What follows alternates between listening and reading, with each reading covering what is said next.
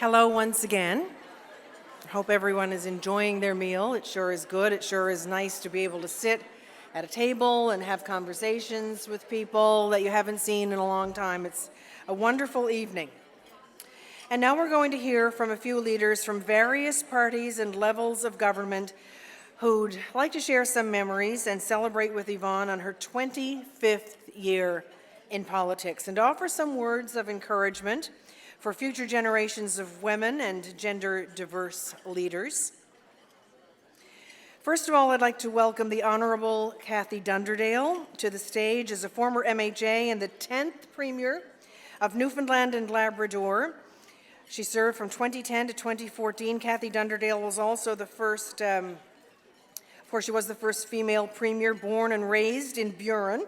Before entering politics, she worked in the fields of community development, communications, fisheries, and social work. Her first foray into politics was a member of the Burin Town Council, where she served as deputy mayor. She also served as president of the PC Party, and also she was the first female president of the Federation of Municipalities. That's what it was called at the time. It's now MNL. And it's a cabinet post that usually goes to a man, but Kathy Dunderdale was the first person to have the portfolio of natural resources in Newfoundland and Labrador. And ladies and gentlemen, a warm welcome, please, for former Premier Kathy Dunderdale.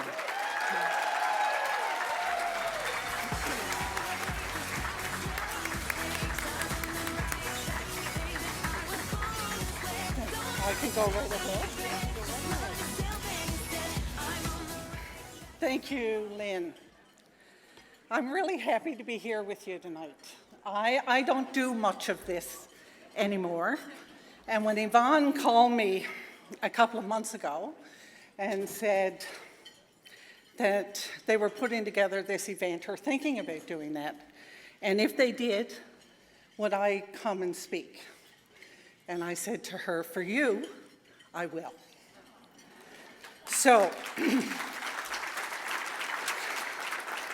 Premier, special guests, ladies and gentlemen, I made my first foray into provincial politics in 2003 when I was elected to the House of Assembly. Yvonne had been there for a number of years, and I was familiar with Yvonne. I was watching what happened in politics in Newfoundland and Labrador. I had an interest all of my life. And I knew her path to the House of Assembly had not been an easy one. It had not been an easy journey. So there were things about her that I knew already without ever having met her. She was passionate about the people in Cartwright Lansinclair. She was determined, she was deliberate, she was patient, and she was absolutely committed to creating an opportunity to do things differently. And it wasn't an easy ride, that I knew. So we came in 2003. By 2004, we had the province in an uproar. We had 40,000 people, public service employees, out on strike. We brought in legislation to regulate the fishing industry, which had the industry on its ear. For the first 3 terms I was in the House of Assembly, we went in under police escort. People hung out in the galleries and said terrible things about us, and about our mothers and our children and our dogs. It was all kind of intimidating, but I could always look around the house and see that Yvonne was taking it in her stride, relishing in a great deal of it. So there came a time, after several years there, that the 3 leaders of the parties in the House were women. I was Premier, Marie Michael was leader of the NDP, and Yvonne was leader of the opposition.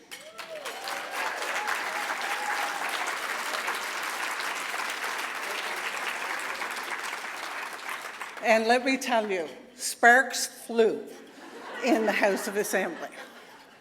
No quarter was asked and no quarter was given. You know, we were up to the task. We all wanted the same thing.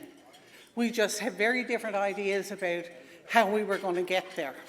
And neither one of us was shy about putting our point of view on the table, because I'm the one she was telling off in that video.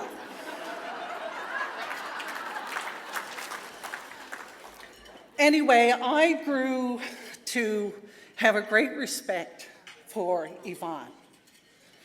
She was smart. She came to the House of Assembly well prepared. She could translate complicated, difficult legislation into a language that people who didn't have any experience with it at all could understand. But one of the most interesting things about Yvonne was she was so astute politically. She could pivot on a dime in the House of Assembly. I mean, there would be times in question period when somebody would get up and they'd have a question and 2 supplementaries. And so I would answer the question and give them the information that they wanted to hear. But the 2 supplementaries were critical of me for not giving them the information they wanted to hear. And they'd be so put off their stride by having the info that they would continue with their supplementaries, even though it made them look foolish. Not so Miss Jones. Whatever you said to her, she could incorporate immediately. And she would use it if it worked for her, or she could find a counter-argument on her feet. She was one of the best that I have ever seen in the House of Assembly.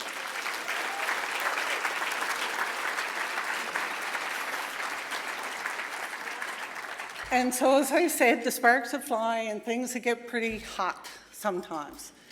But amongst Yvonne's gifts, many gifts, one of the greatest is her wonderful sense of humor.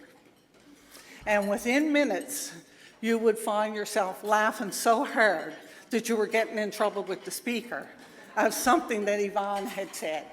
And that calmed the waters between us. And I think that we had a great respect for one another and one another's abilities.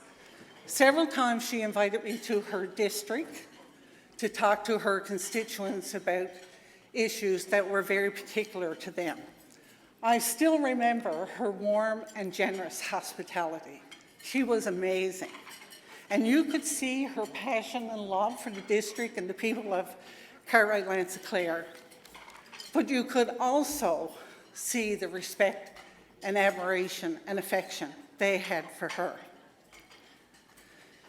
It's important to do this work. It's important for women to do this work.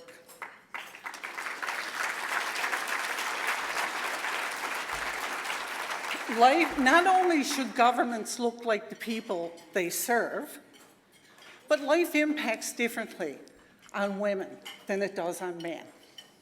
And unless you bring that experience to the table where legislation is being formatted, where policies and programs are being developed, if you don't allow your experience as a woman to incorporate that into the work of governance, then things are never going to be right for women. And let me tell you, we've made good progress, but we're not on the right side of sexism yet, and we're nowhere near parity.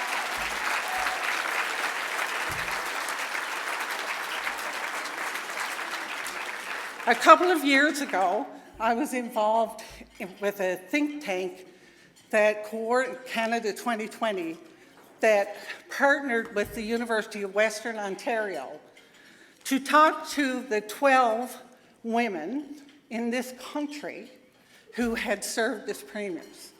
So of the 315 premiers we had, 12 were women. It's 14 now. And even though we came from east, west, north, our educations were different, our lifestyle, our professions, everything was different. Our experience in elected government was the same. And it was tough. And it was tough for every one of us. But misery does like company. And so, my God, I can't stand the sound of her voice for one more day was not only said to me, but to the other 11 as well. But important lessons to be learned. The only way that that changes is if we all participate fully in the electoral process at all levels of government. It's important. It's a responsibility, I think, as citizens to do that.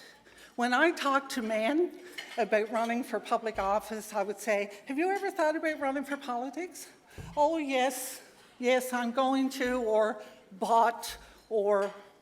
but it was something they had thought about. When I would say to women, have you ever thought about, running for a seat? Who, me? That has to change. I see so many young women here tonight. It is so important that holding on or seeking public office be part of the options that you lay out for yourself. It's never going to be a right time to run, and it's like jumping off a high diving board for the first time. Worst thing is making up your mind. Once you jump, you're in, and it's good. And don't be worried about what you don't know. You'll be surprised at what you know, but it's not what you know, but what you are, who you are, that's most important. And when I say you don't know what you know, I'll tell you this quick story. I used to work for the Advisory Council on the Status of Women, and two women in St. John's had done a piece of work.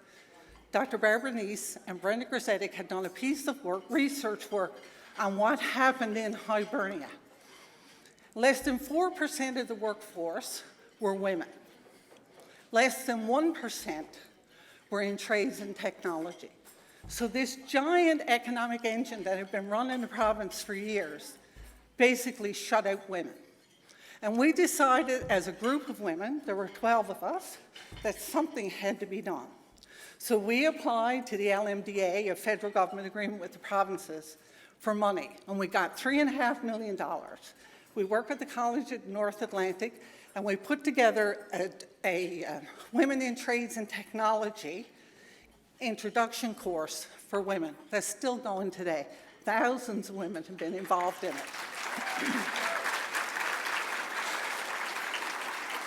In my wildest dreams, I could not have imagined that I would be Minister of Natural Resources when the next big development for Newfoundland and Labrador, Hebron, had to be negotiated, and I was the lead minister. So I had a font of information to bring with me to that table, and I felt the responsibility. See, because before I came, I didn't know what I knew. And that agreement, let me tell you, has the only gender and diversity clause that was ever put in an agreement in Newfoundland and Labrador. First one in the country, maybe the first one in the world. Not anymore. The oil companies figured it out, and they've been following that practice around the world, which is good news. All you really need to take with you to any elected office is passion. Don't worry about people who are trained in their whole life to be a politician. I want to be a politician. That's scary, because that's about them. I want it to be about you. Have a passion for the people, for the province. And it doesn't matter where you go where it fits for you. Because as I was saying at the table, if I can't have my best, I want yours. And that's important. We all want the same thing for this beautiful place. We just got different ideas, as I say, of how to get there. And it's not easy. It's not easy. And nobody has the right to say that any more than I do.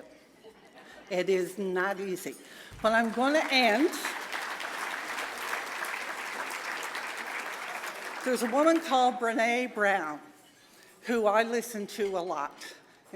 And this is how this came to my attention, and it's important. So I just want to read it to you. It's by Teddy Roosevelt, wrote this. He said, "It is not the critic who counts, not the man who points out how the strong man stumbles, or where the doer of deeds could have done them better. The credit belongs to the man who is actually in the arena, whose face is marred by dust and sweat and blood, who comes short again and again, because there is no effort without error and shortcoming, but who strives to do the deeds, who knows great enthusiasms, the great devotions, who spends himself in a worthy cause, who at the best knows in the end triumph of high achievement, who at the worst, if he fails, at least he fails daring greatly, so that his place shall never be with those cold and timid souls who never know victory nor defeat." Let that be your guide. Let that be your guide.